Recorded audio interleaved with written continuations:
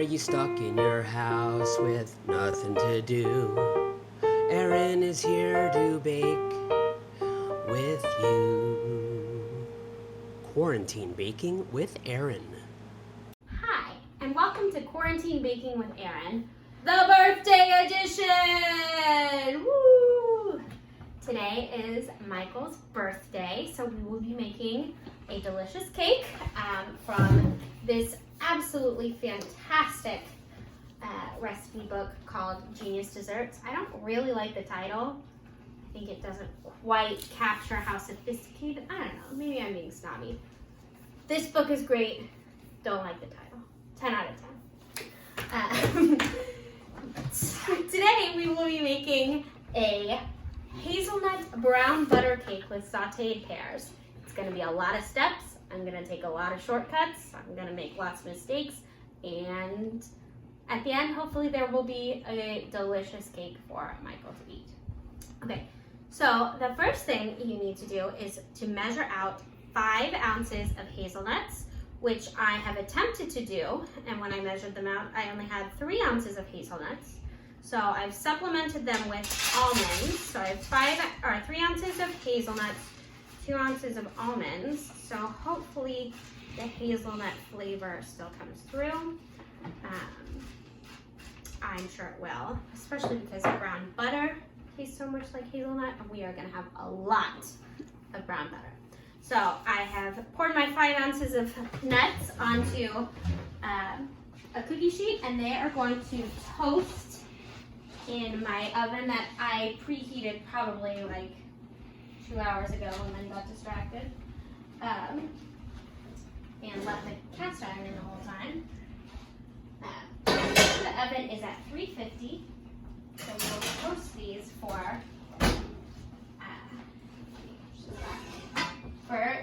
we'll do 12 minutes and then we'll check in on them. Meanwhile, our nuts are in the oven, but we've got a lot of work to do on this cake. So I have lined a cake tin with parchment paper, and this butter was melted a while ago, so I'm gonna remelt this butter. That's what happens when you get distracted in the middle of baking. So I'm gonna take this melted butter and I'm going to coat the edges of the pan. I've got parchment paper lining the bottom. I am spilling butter everywhere, and it is all right. So that's just a tablespoon of butter, just enough to try and convince this cake to not stick to the sides. Okay, so we've got our pan ready, and we've got a lot of steps to do in the meanwhile. All right, so we've got our nuts in the oven. We're gonna try and multitask here. What I'm doing is I'm putting 2 sticks of butter into a pan, and we are going to brown the butter, brown butter is just so delicious. And then we're gonna take a vanilla bean, which, who knew that they were this big? It's ginormous.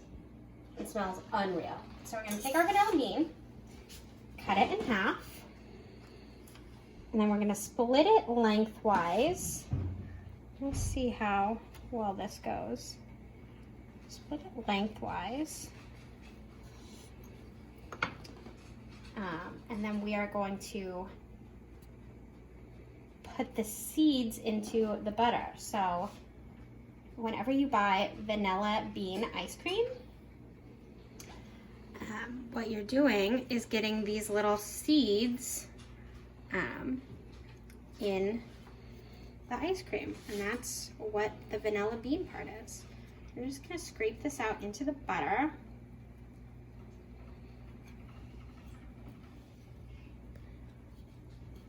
And then we're gonna put the pod, this is the pod, and we're gonna put it in the butter as well. And we're going to let this brown for about 6 to 8 minutes until it starts smelling like hazelnuts basically. It'll get this kind of brown, like golden brown color and start to smell nutty. So we'll check back in when that has occurred. You can see the butter is getting pretty foamy, frothy on top, and you can see that it's starting to go from that golden yellow color. You can see it when a little bit, you can see, and then it's starting to get darker. All right, so our timer has gone off for our nuts. So they are golden. Some of them are a little bit, actually that's just the skin of them. They're not burnt, so that's good. Nobody wants that. They smell amazing. So we're gonna let these completely cool. So I'll probably give it about a half an hour before I touch them again. And then look at this beautiful butter that has just browned. It's still in the browning process. It's so cool that it just is yellow butter, and then it's this nutty butter with brown bits at the bottom. That's how you know your butter has completely browned, is when it starts to have these little like grains almost at the bottom. So I'm gonna leave this on for about another minute, and then it should be done. All right, so we can see that our butter has browned beneath the foam. We've got that brown color. You can see the bits in the mixture. So we need to let this completely cool because we're going to mix in the nuts and the brown butter into our egg whites, and we don't want the heat to collapse them.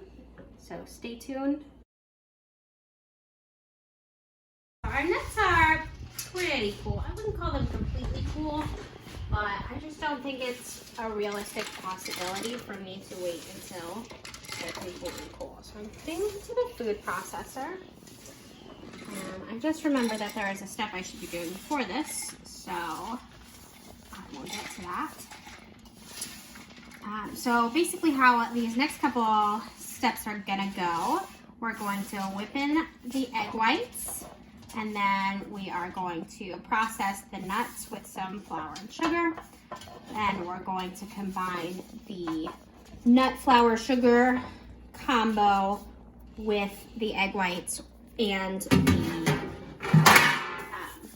brown butter mixture that we made before. So what I need to start with is I have 6 egg whites in here, and we are going to make, we're going to whip them. So this will probably go on for like 5 or 6 minutes. So in the meantime, I'm going to make more noise and get the nuts finely browned.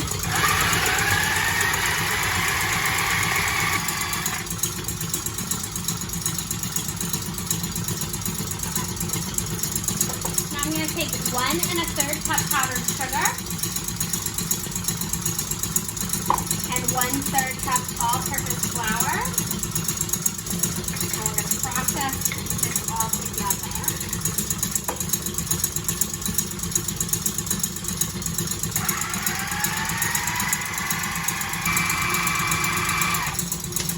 All right, I've been being a little bit meticulous with making sure that this mixture is as smooth and as finely ground as possible. I think that's pretty finely ground. Our meringue mixture is getting there.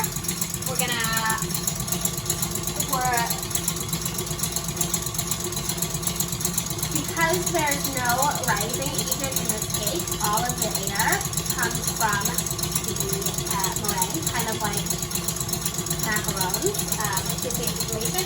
So we'll know that our eggs are fully whipped when I can hold it over my head and not get a bunch of egg white on it. Now for the moment of truth. It's always so cool. Okay, so we are going to mix in, we're going to fold in this flour combo and the brown butter combo, 1/3 at a time, alternating. So we're gonna fold in 1/3 of this mixture.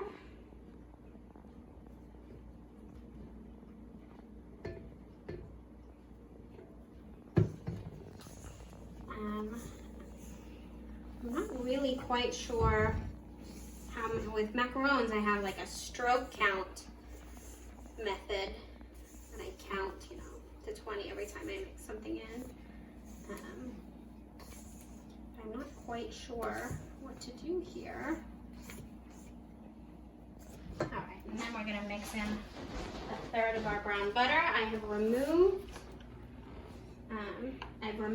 the vanilla pod from it, so it's just the mixture. I'm gonna pour it to the side just in case if it doesn't deflate any of the egg whites. All right, so 1/3 each of that. I'm very nervous about knocking out too much air, but it's gotta get combined.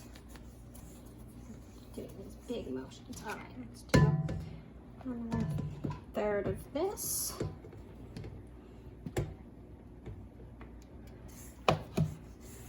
Put in some more brown butter.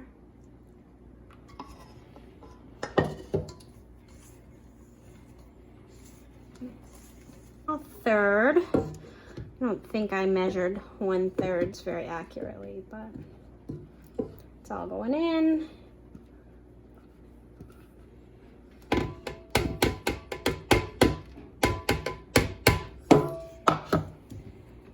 Well combined. The last bit of brown butter, and you'll see all those brown bits I was talking about. All right, almost there, folks. Well, actually, with step 1. So we're making the brown butter cake, and then we gotta make the pears, which takes forever and is absolutely worth the payoff. All right, we're gonna pour this into our pre-buttered and parchment papered pan. Let me just make sure that everything's on the bottom.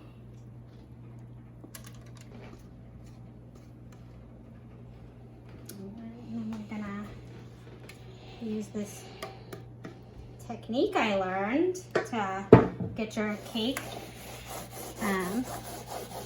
even across the top. I think the book described it as though you're driving a bus, erratically, I suppose. I don't know who drives like this, but see it even it out. And we're gonna put this in the oven for 40 minutes. We'll check in at 40 minutes. So our cake is rising beautifully. We're not gonna open the oven because that would it'll collapse the air in the cake. Can't have that.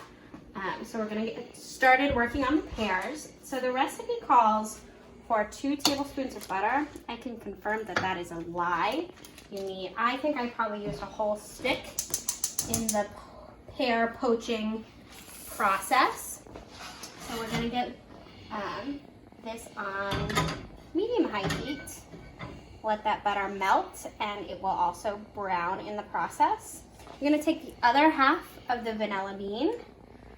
There's the pod that's now, that's the pod from the first round of browning butter. Cut this half lengthwise. That was a terrible cut, but that's all right. I'm gonna strip out the beans on the inside, the seeds, into the butter.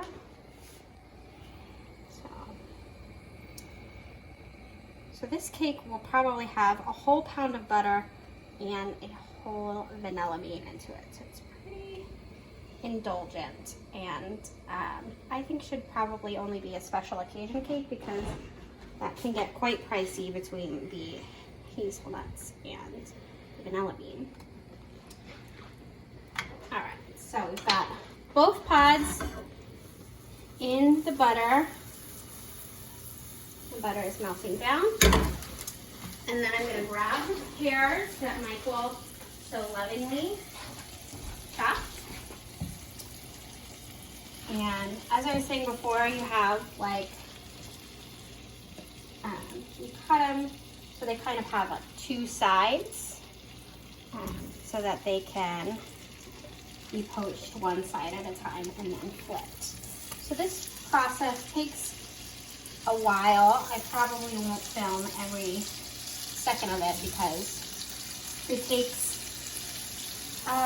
between 4 and 6 minutes on each side. And we've got a lot of pears here, so put them in the butter,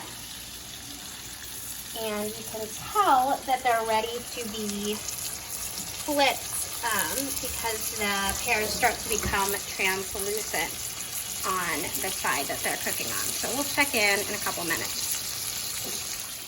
All right, so throughout this process, I am also going to be brushing butter onto the other side of the pear. And then from time to time, the recipes isn't super clear. I think I honestly forgot to do this step last time. Is to put some salt and some sugar on the pear while they are poaching. Poaching is the word. Some salt, put a little bit of sugar on to help caramelize the pears. And then let's check on the underside of these pears. Now this might take a little bit longer because these pears are a little bit underripe. All right, so you can see, that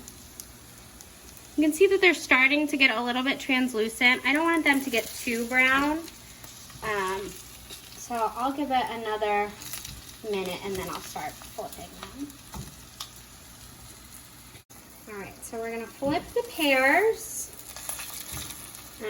I really am going to want to make sure that they are cooked. You can tell that there's a changer in the there's a change in the texture. They're a lot softer on this side. It's probably a little bit browner than I want. I turned it down from medium-high to medium. Come on, pear, flip. And I'm not gonna waste everybody's time by showing you how I do this for like 25 pear slices or more. So we will check back in when they're all done. All right, so our timer has gone off. Let me just peek. All right, I think, so it said it'll be done when the cake starts to pull away from the edge of the pan, which it looks like it has done. So there's some space between the edge of the pan. As I said before, this cake wasn't really going to rise a ton, but I think once it's out of the cake pan and has the pears on top, it's going to actually look very pretty. All right, so our cake is out of the oven. It is cool for about an hour. So we're going to take it out of its cake dish. So you can see that it hasn't risen very much, but that's okay. So there we go.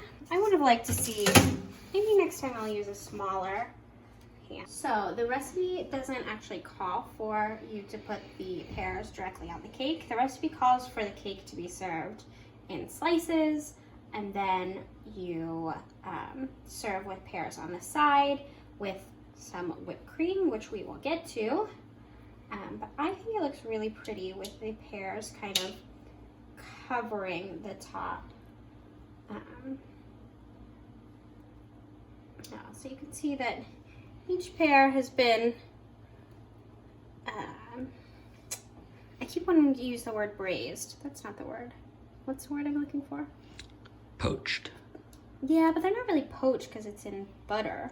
You can poach in butter. All right, well, they've all been poached a little bit differently because I am anything, or I am inconsistent if I am anything. in my baking. So yeah, I'm just gonna do this little swirling pattern, pear everywhere.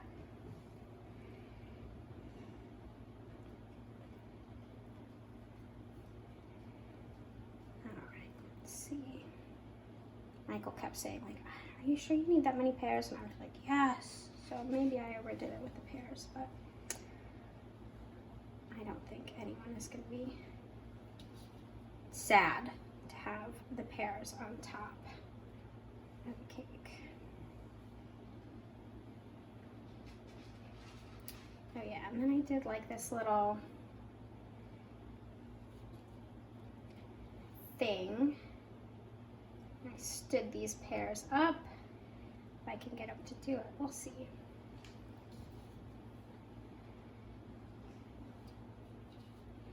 So I'm actually not even gonna put all the pears on the cake because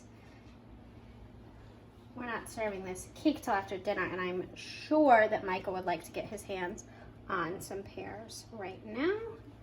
So we'll leave a few off. I think that's pretty aesthetically cute. Do you agree? I think it looks gorgeous. All right, and so I'm going to drizzle. So normally I would put all the pears on, but I'm gonna drizzle the rest of this buttery, syrupy pear goodness. And then I will be back to make some whipped cream right before it's birthday time. So I have my heavy whipping cream. I'm not really gonna measure, just an amount. I know that's super helpful. And I'm just gonna whip it and pour in a couple pinches of sugar, not a ton. I'm just gonna let this heavy whipping cream whip into whipped cream. Are these sparkling? Yeah, these are the ones you bought for me, so you reap what you sow. Wow. Happy birthday to you. Yeah, guys, find that cake. Happy birthday to you. Happy birthday, dear Michael. It's such a Happy birthday to you. All right. Have you guys been enjoying the baking show? Oh yeah. Very much. So then do It's been I fun, right? eat and then eat? True insight. Yeah. Insight, what is that supposed to mean? Well, What is it? fun. Is there one on this cake? There is. It's happening right now. I think eventually though it's going to break down and there's going to be food thrown at each other. Right. Ooh. The verdict. Not the verdict. That's the verdict. Incredible. Best cake ever. 1 Favorite out of cake? 10. How many stars? It's easily my favorite cake. Oh my gosh. Well, are you stuck in your house with nothing to do? Erin is here to bake with you. Quarantine Baking with Erin.